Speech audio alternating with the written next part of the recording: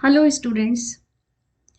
इससे पहले हमने वीडियो में लेक्चर 1 के अंदर लैपलास ट्रांसफॉर्म का जस्ट बेसिक पढ़ा और जो हमने पढ़ा है वो सिंपली एलिमेंट्री फंक्शंस का लैपलास कैसे निकालते हैं वो सिंपल क्वेश्चन हमने डिस्कस किए।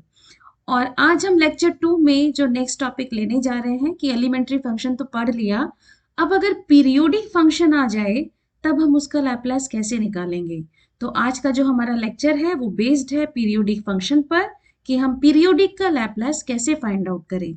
और ये टॉपिक आपका सेकेंड यूनिट का इम्पॉर्टेंट टॉपिक है और हर बार पीरियोडिक फंक्शन पर बेस्ड एक क्वेश्चन हमेशा होता है। तो देखिए, जो आपने कल के लेक्चर में पढ़े कुछ एलिमेंट्री फंक्शन पढ़े थे, टोटल 7 फंक्शन है 1 से लेकर कॉस हाइपरबोलिक 80 तक। तो जहां पर भी आप अपने नोट्स प्रिपेयर कर रहे हैं ना, एक टेबल बना के, जैसे मैंने यहाँ टेबल बनाई है, ये फॉर्मूले एक जगह नोट कर लें क्योंकि यही आपके पास एग्जाम में काम आएंगे। इन्हीं को आप लर्न करके इस यूनिट को बहुत अच्छे से प्रिपेयर कर सकते हैं।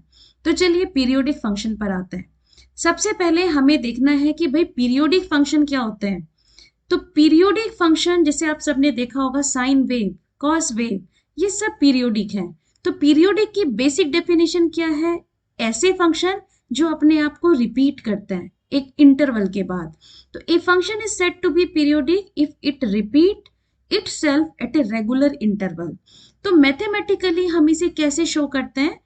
मैथमेटिकली हम शो करते हैं f t plus capital T equals to f t. अब ये जो कैपिटल टी है ये फंक्शन का पीरियड है, this is period of function. तो इस डेफिनेशन का क्या मीनिंग है? डेफिनेशन का मीनिंग है कि कैपिटल टी पीरियड के बाद फंक्शन की सेम वही वैल्यू होगी, फंक्शन अपने आप को रिपीट कर रहा है। तो कैपिटल टी आपको रिप्रेजेंट कर रहा है यहाँ पर पीरियड ऑफ फंक्शन। ये मैथमेटिकली शो करने का तरीका। तो जहां भी क्वेश्चन में आपको ये मैथमेटिकल नोटेशन नजर आ जाए, सोच लेना पीरियोडिक फंक्शन है और अब आपको इसका लैपलास निकालना है। तो देखिए, जैसे मैंने यहाँ पर कुछ फंक्शन ड्रॉ करे, साइन वेव। साइन वेव में आप सब जानते हैं 0 पर 0 होता है, पाई पर 0 होता है, 2 पाई पर 0 है, 3 पाई पर 0, 4 पाई पर 0 और पाई बाय 2 पर फंक्शन की वैल्यू आपके पास कितनी जाती है? 1। तो जब आपने साइन वेव को देखा तो आपके पास ये जो आपका पार्ट है 0 से लेकर 2 पाई तक का ये पार्ट है आपका, ये पूरा पार्ट रिपीट हुआ जिसको अलग कलर से शो किया गया है, तो रिपीटिशन है। तो इस फंक्शन का पीरियड क्या है? इस फंक्शन का पीरियड है 2 पाई, क्योंकि 2 पाई के बाद रिपीटिशन। ऐसे ही एक आती है ट्रायंगुलर वेव। अब ट्रायंगुलर वेव जैसे मैंने यहाँ एक ड्रॉ कर दिया कि आपके पास ये शेडेड ट्रायंगल है। अब सेम ट्रायंगल रिपीट हुआ कितने इंटरवल के बाद? 2 पाई, फिर आपके पास 4 पाई। तो इस फंक्शन का पीरियड कितना है आपके पास? 2 पाई है। तो capital T is 2 pi, this is triangular wave. ऐसे ही आपके पास स्क्वायर वेव्स आती हैं। तो स्क्वायर वेव्स में अगर आप शेडेड पोर्शन देखें तो यही पोर्शन आगे रिपीट होता जा रहा है। इसी तरह से सॉ टूथ वेव आती है। तो सॉ टूथ वेव में देखें जो आपके पास शेडेड पोर्शन है वही पोर्शन फिर आगे रिपीट हो गया। तो ये आपके पास इस तरह के कुछ पीरियोडिक फंक्शन है, पीरियोडिक वेव्स हैं, इनका लैपलास ट्रांसफॉर्म है। तो लैपलास क्या है? इन वेव्स को, ये जो टाइम डोमेन की है, फ्रीक्वेंसी डोमेन में कन्वर्ट करेगा। कैसे करेगा? इसके कॉरेस्पॉन्डिंग फॉर्मूला है। तो हम अब आते हैं कि यहाँ पर हम लैपलास ट्रांसफॉर्म का क्या फॉर्मूला यूज करते हैं। तो अगर आपके पास फंक्शन जो है वो पीरियोडिक फंक्शन गिवन है, तब आपका उसका लैपलास कैसे निकालेंगे इसका आप प्रूफ नहीं कर रहे हैं, आप डायरेक्टली फॉर्मूला लर्न करेंगे लैपलास ऑफ एफ टी, और ये एफ टी आपके पास पीरियोडिक फंक्शन होगा, ये कंडीशन है। तो इसका फॉर्मूला थोड़ा सा चेंज हो गया, this is equals to 1/1 minus E raise to the power minus s capital T. ये कैपिटल टी फंक्शन के पीरियड को शो कर रहा है। Integration 0 to capital T is a period of function, e raise to the power minus s t, ये t small है जो simply time को डिनोट करेगा, एफ टी डी टी। तो जो कैपिटल टी है वो आपके पास दो जगह है, एक इंटीग्रेशन की लिमिट है और एक इंटीग्रेशन के बाहर है e raise to the power minus s capital t. इस फॉर्मूले का यूज करके आप अपने पीरियोडिक फंक्शन का लैपलास निकाल सकते हैं। इस पर बेस्ड हम एग्जाम्पल लेते हैं, बहुत सिंपल सा टॉपिक है, बहुत इजीली आप कर पाएंगे इसको। जैसे आपके पास यहाँ पर एक फंक्शन आया कि find Laplace transform of f t equals to k t by capital T. यहाँ पर के आपके पास कांस्टेंट टर्म है where f t plus capital T is f t, तो इसने ये बता दिया कि ये जो फंक्शन दिया गया है ये फंक्शन पीरियोडिक फंक्शन है। ये क्वेश्चन की लैंग्वेज बताती है कि ये पीरियोडिक है, और अगर ये पीरियोडिक फंक्शन है तो इसका पीरियड कितना है, तो पीरियड आपके पास इसमें कैपिटल टी है। अब यहाँ पर आपको लैप्लास निकालने के लिए कहा गया है एफ टी का, तो एफ टी के लैप्लास का हम फॉर्मूला लगाएंगे पीरियोडिक के corresponding 1 minus E raise to the power minus s capital T. Capital T period है फंक्शन का, इंटीग्रेशन की लिमिट 0 से capital T, e raise to the power minus s t f t d t. अब question के according उसने कहा F T की value है के टी बाय कैपिटल टी, तो आप इसे अपने क्वेश्चन में पुट करेंगे 1 minus E raise to the power minus s capital t integration 0 to capital T e raise to the power minus s t and k t by capital t d t. यहां से k by t को constant की तरह बाहर ले सकते हैं, सो k by capital t constant की तरह बाहर आ गया, और 1 minus E raise to the power minus s capital T भी ये बाहर है। इंटीग्रेशन में आपके पास रह गया 0 to capital T e raise to the power minus s t and t d t. अब इंटीग्रेशन का पार्ट बचा, तो इंटीग्रेशन तो बहुत सिंपल है, आइलेट के अकॉर्डिंग आप यहाँ पर इसका फर्स्ट और सेकंड फंक्शन देख सकते हैं। एक आपके पास अलजेब्रिक फंक्शन रखा है, एक आपके पास एक्सपोनेंशियल है, तो t is a first function and second is आपके पास सेकंड फंक्शन है e raise to the power minus s t. तो यहाँ पर हम इसका इंटीग्रेशन अप्लाई करते हैं, सो k by capital t 1 minus E raise to the power minus s capital t। तो देखिए first function as it is integration by part, second का integration e raise to the power minus s T bye minus s, minus sign integration of t का differentiation, और t का differentiation आपके पास आ गया 1, और सेकेंड का integration e raise to the power minus s t upon minus s, ये बचा आपके पास dt, और लिमिट हम बाद में एक साथ पुट कर देंगे। अब आपके पास बचता है k by capital t 1 minus E raise to the power minus s capital t। So आपके पास इंटीग्रेशन में आ गया t e raise to the power minus s t upon minus s, ये माइनस माइनस आपने कर दिया प्लस, और 1 बाई एस कॉन्स्टेंट है, फिर से आपने इंटीग्रेशन किया तो प्लस का 1 बाई एस आपके पास ये रहा, e raise to the power minus s t का integration e raise to the power minus s t upon minus s, और लिमिट अब आपके पास आप पुट करने जा रहे हैं 0 से कैपिटल टी जो क्वेश्चन में दी गई है। अब आप यहाँ पर लिमिट पुट करते हैं, सो k by capital t 1 minus E raise to the power minus s capital t, t को कैपिटल t से रिप्लेस करते जाइए, तो देखिए एक तो ये माइनस माइनस मैंने प्लस किया, तो यहाँ पर आपके पास ये वैल्यू आ जाती है, ये माइनस नहीं था, ये ऑलरेडी प्लस ही था, दिस इज माइनस, ये माइनस है आपके पास, ये वाली term as it is note करी है माइनस, तो यहाँ पे आ गया capital t e raise to the power minus s capital t upon minus S.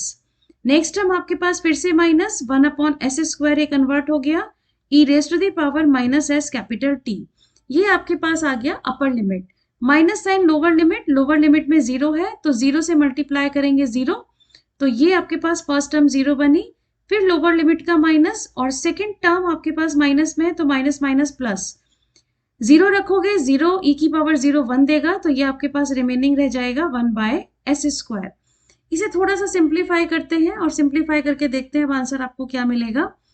तो यहाँ पर अगर आप देखें तो k by capital t 1 minus E raise to the power minus s capital t, तो आपके पास ये पार्ट आ गया 1 बाई एस स्क्वायर की टर्म को मैं कंबाइंड कर रही हूँ यहाँ पर, तो t e raise to the power minus s capital t by minus s ये टर्म है, और 1 बाई एस स्क्वायर अगर आप इसका एलसीएम ले लें तो 1 minus E raise to the power minus s capital T divided by S square, ये टर्म मैंने कंबाइंड की। अब आप इस फैक्टर की मल्टीप्लाई जो बाहर रखा है उसको अंदर ले जाएं, तो यहाँ पर एक टर्म मुझे कैंसिल होते हुए नजर आ रही है, तो फर्स्ट में अगर आप मल्टीप्लाई करें तो कैपिटल टी से कैपिटल टी कैंसिल हो जाएगा, तो first term k e raise to the power minus s t upon s 1 minus E raise to the power minus s t, ये टर्म बचेगी माइनस के साथ क्योंकि कैपिटल टी से कैपिटल टी कैंसिल हो जाएगा। अब आपके पास नेक्स्ट टर्म में अगर आप मल्टीप्लाई लेके जा रहे हैं तो 1 minus E raise to the power minus s t, ये कैंसिल होगा, तो आपके पास वैल्यू बचेगी k by t s square, ये आपके पास इसका फाइनल आंसर होगा। तो इस तरह से आप अपने क्वेश्चन को कंप्लीट कर सकते हैं। तो मेनली पार्ट जो रहेगा वो इंटीग्रेशन का रहेगा। क्वेश्चन करना आपके पास सिंपल है क्योंकि एक ही फॉर्मूला यूज करना है, कोई प्रॉपर्टी यहाँ पर अप्लाई नहीं हो रही। अब हम एक क्वेश्चन और देखते हैं इसी का। नेक्स्ट हम यहाँ पर क्वेश्चन लेने जा रहे हैं एग्जाम्पल 2, इंपॉर्टेंट एग्जाम्पल है। Find Laplace transform of f T. यहाँ फंक्शन की डेफिनेशन दो पार्ट में डिवाइड करके दी गई है, T and 2c minus T.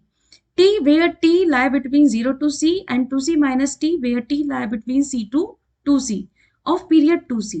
उसने कह दिया कि इसका पीरियड 2c है, 0 से 2c तक का पूरा फंक्शन दिया है जिसका पीरियड 2c है। इसका मतलब क्वेश्चन पीरियोडिक फंक्शन का है और क्वेश्चन के अकॉर्डिंग कैपिटल T की वैल्यू यहाँ पर मिल जाती है आपके पास 2c। अब वो कहते हैं ऑल्सो ड्रॉ द ग्राफ, इसका ग्राफ भी ड्रॉ करना है। या क्वेश्चन की लैंग्वेज दूसरी तरीके से किस तरह से क्वेश्चन पूछा गया है, prove that Laplace transform of periodic function ft of period 2c is 1 by s square tan hyperbolic cs by 2।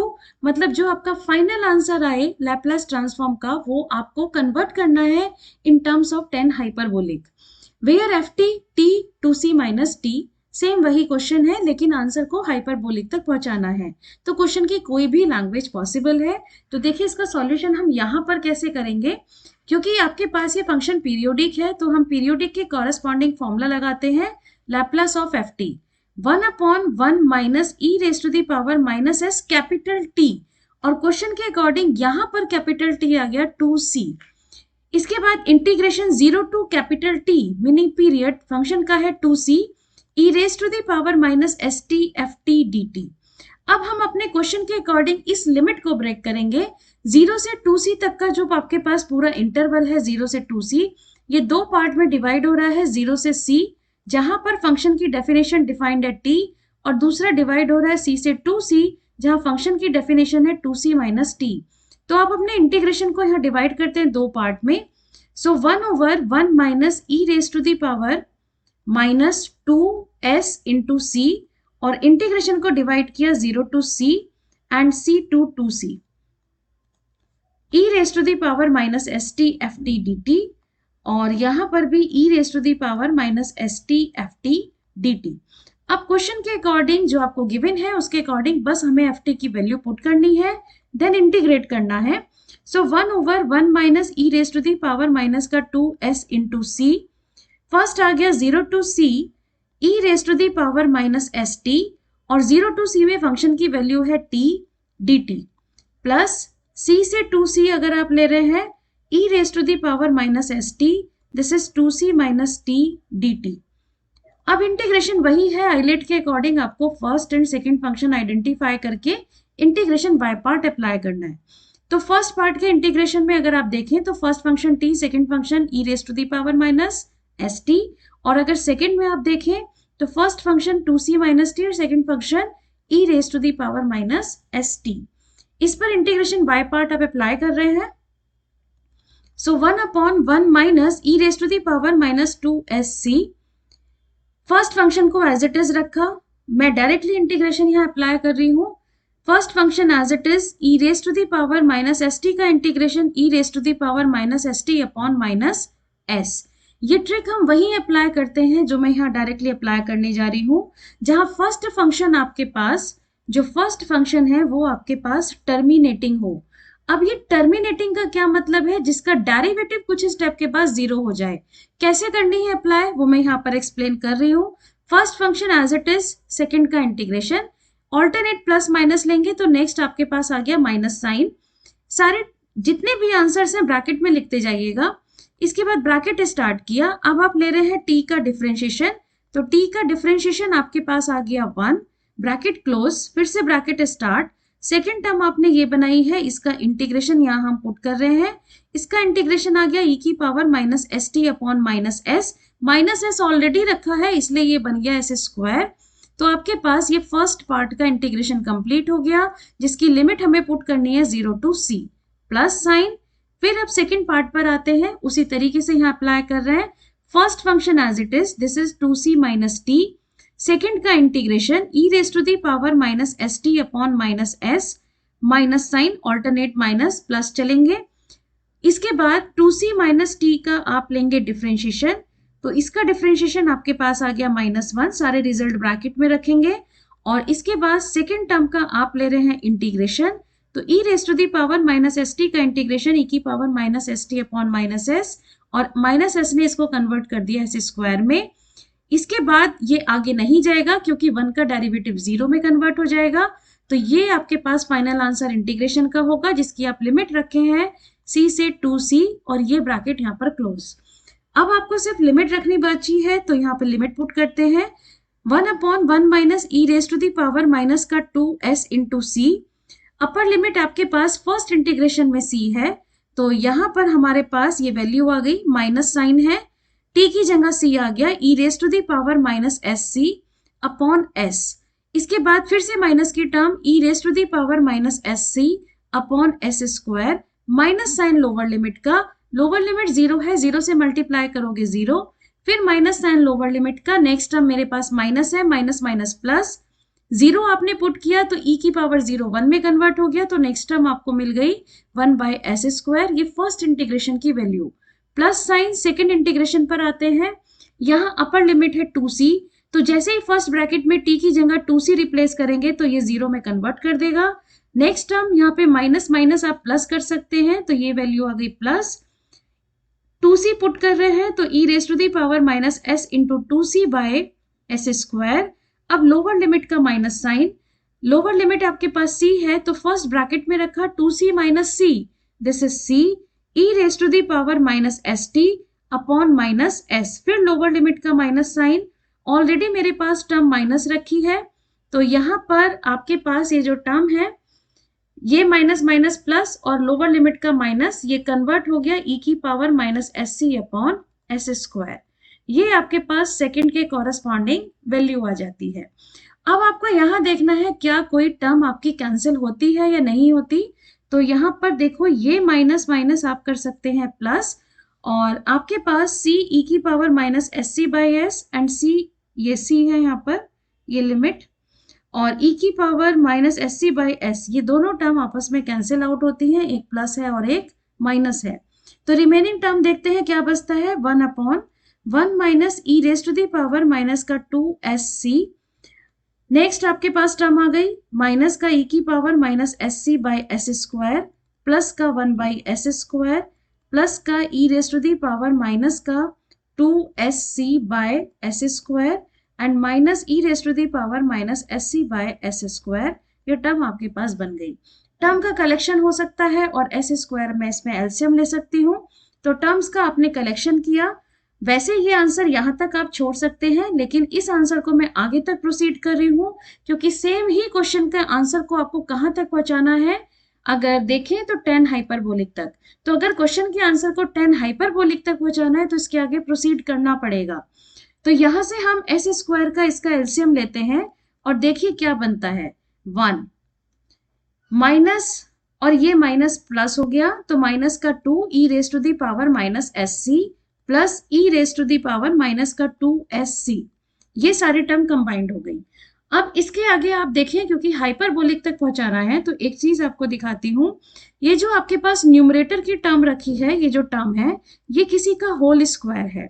अब ये होल स्क्वायर किसका है, ये होल स्क्वायर है आपके पास, अगर आप इसे ध्यान से देखें तो ये होल स्क्वायर बनता है 1 minus E raise to the power minus S C का होल स्क्वायर है।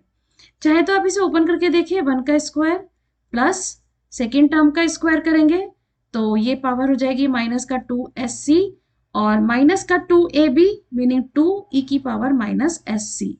तो आप इसको होल स्क्वायर में कन्वर्ट कर लो, ये आपने कन्वर्ट किया तो ये बन जाता है 1 minus E raise to the power minus sc का whole square divided by s square, ये टर्म आ गई।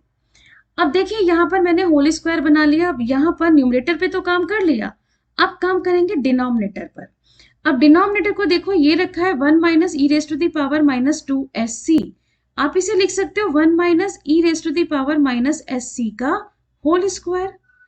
तो जैसे ही होल स्क्वायर लिखोगे इस पे फॉर्मूला लगा सकते हो a square minus b square का, यही फॉर्मूला मैं यहाँ पर अप्लाई कर रही हूँ।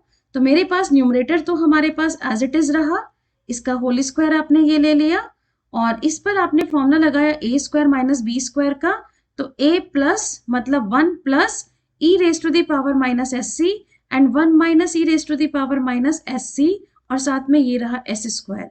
ऐसा करने से इसका एक फैक्टर यहाँ से कैंसिल आउट हो गया। अब आपके पास रिमेनिंग क्या बचा? आपके पास रिमेनिंग बचा 1 minus E raise to the power minus S C over 1 plus E raise to the power minus S C 1 by S square, ये रिमेनिंग है। तो अब आप देखिए आपके पास आंसर में 1 बाई एस स्क्वायर तो ऑलरेडी आ रहा है, आपको ये आंसर बस हाइपरबोलिक में लिखना है। अब हाइपरबोलिक में देखिए यह कितना रखा है, C S by 2, C S by 2, मेरे पास तो सी एस बन रहा है, सी एस बाय 2 नहीं बन रहा। देखिए ई की पावर में सी एस बन रहा है, सी एस बाय 2 नहीं है। कैसे फॉर्म करेंगे सी एस बाय 2? तो 1 बाई एस स्क्वायर को मैं यहाँ बाहर करती हूँ। अब मैं फिर से टेन हाइपरबोलिक के फॉर्मूले पर आती हूँ। टेन हाइपरबोलिक अगर मैं x कह रही हूँ तो आप इसे लिख सकते हैं sine hyperbolic x upon cos hyperbolic x। अब साइन हाइपरबोलिक x को एक्सपोनेंशियल में क्या लिखेंगे, e की पावर x माइनस e की power minus x whole divided by 2। ये आपके पास साइन का फॉर्मूला, डिवाइड करोगे कॉस हाइपरबोलिक, इसका फॉर्मूला e की पावर x प्लस e की power minus x whole divided by 2। ये 2 से 2 कैंसिल। तो इसका मतलब मुझे क्या चाहिए, अगर मुझे यहाँ पर 10 बनाना है तो मेरे पास यहाँ 1 नहीं होना चाहिए, e की पावर समथिंग, जो भी यहाँ एंगल रख रहे हैं सेम यहाँ पर सेम रहेगी टर्म। तो यहाँ पर आप एक काम करेंगे, आप e की पावर एस सी बाय 2 से न्यूमरेटर और डिनोमिनेटर में मल्टीप्लाई कर देंगे। तो जैसे ही आप इसमें मल्टीप्लाई करेंगे न्यूमरेटर डिनोमिनेटर में, तो इसका इफेक्ट देखिए आपके पास क्या मिलेगा, आपको करके दिखाती हूँ। और यहाँ पर आपके पास है 1 माइनस ई की पावर माइनस एस सी, और ये है 1 प्लस ई की पावर माइनस एस सी, और ये आपके पास 1 बाई एस स्क्वायर। इसको करने से आपके पास एक बेनिफिट होगा कि जो आपको चाहिए वो आपके पास टर्म बन जाएगी। e की पावर एस सी बाय 2 के अंदर मल्टीप्लाई की तो e की power S C by 2 minus दोनों पावर ऐड हो गई, तो ये आपके पास बचा माइनस का S C by 2 divided by e की power S C by 2 plus e की power minus S C by 2। देखिए सेम फॉर्मूला बन के आ गया, e की पावर x माइनस e की पावर माइनस x, e की power S C by 2 minus e की power minus S C by 2। अब आप इसे बहुत इजीली लिख सकते हैं, दिस इज 10 हाइपरबोलिक, जहां x था वहां आ रहा है एस सी बाय 2, यही आपको प्रूव करना था। तो अगर क्वेश्चन को हाइपरबोलिक तक लेके जाना है तो आपको इसे इस फॉर्म में कन्वर्ट करना पड़ेगा, और अगर उसने कुछ नहीं कहा कि कुछ प्रूव नहीं करना है तो आप अपने आंसर को यहां तक छोड़ सकते हैं। तो इस तरह से आप पीरियोडिक फंक्शन पर अप्लाई करेंगे। आई थिंक आपको पीरियोडिक पे अप्लाई करना आ गया होगा, और ये प्रॉब्लम हमने यहाँ इसलिए ली क्योंकि बहुत से क्वेश्चन कन्वर्ट कराए जाते हैं, टेन हाइपरबोलिक या कॉट हाइपरबोलिक में कन्वर्ट कराते हैं। अब इसी क्वेश्चन में एक पार्ट और था, ऑल्सो ड्रॉ द ग्राफ, कि इसका ग्राफ कैसा बनेगा। तो हम इसके ग्राफ पर आते हैं कि इसका ग्राफ हम किस तरह से बना रहे हैं। हमारे पास यहाँ जो फंक्शन दिया है, ये फंक्शन है t और 2c माइनस टी। इसकी जो रेंज है वो 0 से c है और ये c से 2c है। अब यहाँ पर हम अपनी एक्सिस ड्रॉ कर लेते हैं।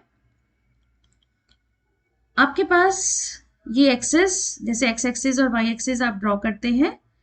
x एक्सिस पर आप t ले रहे हैं और y एक्सिस को आप डिनोट कर रहे हैं ft से, ये ले रहे हैं। अब आपके पास जो इंटरवल है जिसमें आप ग्राफ पहले ड्रॉ करेंगे वो 0 से 2c है।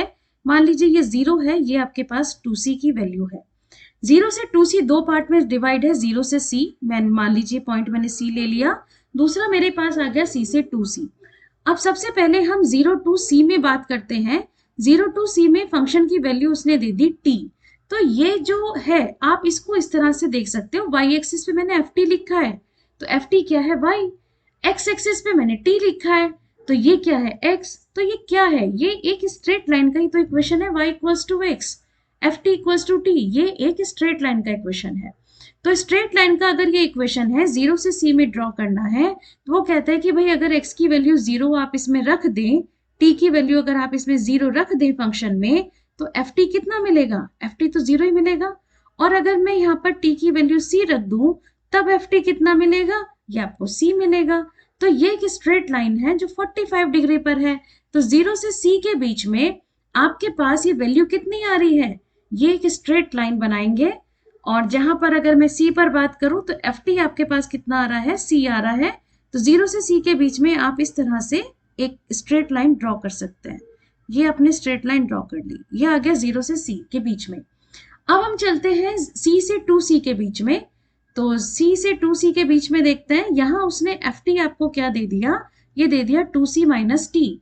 तो इसमें दोनों वैल्यू रखकर निकाल लो, ये भी एक स्ट्रेट लाइन का इक्वेशन है। चाहे तो आप देख सकते हो एफ टी क्या है, ये y है, 2C माइनस टी क्या लिया है, ये x एक्सिस पे t लिया है, 2C माइनस x। तो ये लाइन का इक्वेशन है y equals to mx plus c। फिर से एक लाइन ही ड्रॉ होगी। कैसे ड्रॉ होगी, पॉइंट्स रखकर देख लीजिए। अगर ये देखकर समझ नहीं आ रहा तो आप पॉइंट्स रखकर देख सकते हैं। कैसे रख के देखें कि अगर हम t की वैल्यू c ले लें तो एफ टी कितना मिल रहा है, एफ टी आपको c मिलेगा। तो अगर t की वैल्यू आप c ले रहे हैं तो एफ टी कितना मिल रहा है, c। यही पॉइंट आपके पास आ गया। और अगर आप 2c पर आ रहे हैं, t की वैल्यू आप 2c ले रहे हैं, तब आपको एफ टी कितना मिल रहा है, आपको एफ टी मिल जाएगा 0, 2c माइनस 2c 0। तो जैसे ही आपने t की वैल्यू 2c ली तो एफ टी कितना आ गया, 0। तो आपके पास ये दो पॉइंट्स आ गए, दिस एंड दिस। दोनों पॉइंट्स को मैच करते हुए लाइन बना दीजिए। तो आपके पास ये क्या बना, अब क्योंकि ये पीरियोडिक है तो 0 से 2c इसका ये क्या दे दिया, पीरियड दे दिया, कैपिटल टी की वैल्यू। इसके आगे यहाँ आ जाएगा 4c। तो ग्राफ अपने आप को रिपीट कर जाएगा, इस तरह से ग्राफ रिपीट कर जाएगा। तो कैसी वेव बनेगी, ये बनेगी आपके पास ट्रायंगुलर वेव। तो अभी आपने लैप्लास ट्रांसफॉर्म किसका निकाला है, आपने निकाला है ट्रायंगुलर वेव का, जिसका पीरियड है 2c।